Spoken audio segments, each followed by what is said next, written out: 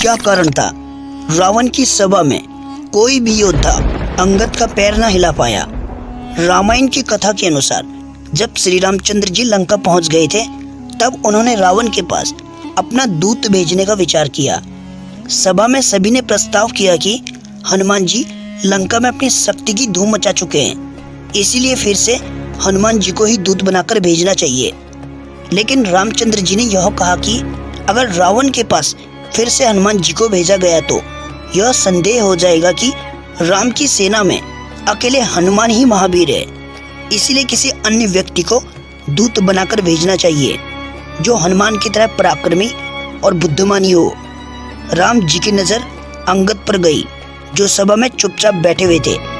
राम जी ने कहा कि क्यों ना महाबलशाली बाली के पुत्र कुमार अंगद को दूत बनाकर भेजा जाए। यह पराक्रमी और बुद्धिमानी भी है। इनके जाने से रावण की सेना का मनोबल कमजोर होगा, क्योंकि उन्हें लगेगा कि राम की सेना में अकेले हनुमान ही नहीं, कई पराक्रमी मौजूद है। अंगद ने रामचंद्र जी के विश्वास को बनाए रखा। रावण के पास जाकर उन्होंने राम की वीरता और शक्ति का बखान करने के साथ ही रावण को चुनौती भी दे डाली कि अगर लंका में कोई वीर हो तो मेरे पांव को जमीन से ऊपर उठाकर दिखा दे। रावण के बड़े बड़े योद्धा वीर अंगद के पांव को जमीन से उठाने में असफल रहे। अंत में रावण जब खुद अंगद के पांव उठाने आया तो अंगद ने कहा कि मेरे पांव क्यों पकड़ते हो? पकड़ना है तो मेरे स्वामी के चरणों को पकड़ लो।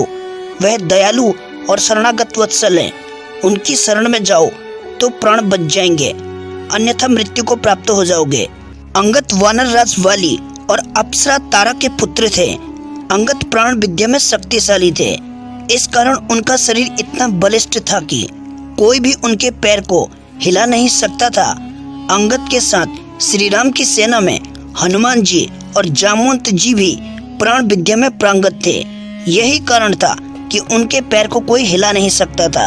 अगर आपको ये वीडियो अच्छी लगी हो तो लाइक करना, चैनल को सब्सक्राइब करके कमेंट सेक्शन में जय श्री राम जरूर लिख देना।